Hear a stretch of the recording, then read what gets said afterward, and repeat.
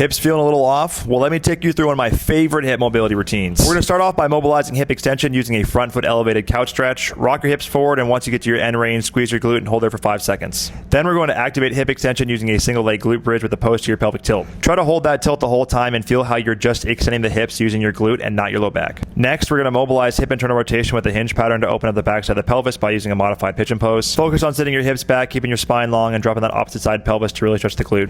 Then we're going to follow that up with a split stance hinge with a crossbody reach. Make sure your weight stays on your midfoot the entire time and your knee stays bent as you feel a good stretch in the backside of your pelvis, and gently come out of that while still keeping your knee bent. Then we're going to hit the lateral hip with a lateral line stretch. Keep that back knee bent as you reach over and shift the hips outside of that stance leg. And we're going to supplement that with side lying leg raises with the leg internally rotated. Try to focus on reaching that top leg out so you're moving at the femur and not crunching the pelvis up with the side abs. Then we're going to mobilize hip external rotation using a kettlebell weight shift, holding for 5 seconds at end range. Then we'll follow that up to activate hip external rotation using an elevated lock clam. Hook your top leg underneath your knee and roll your hips slightly forward so you can drop that top knee down until you feel a stretch in your glute.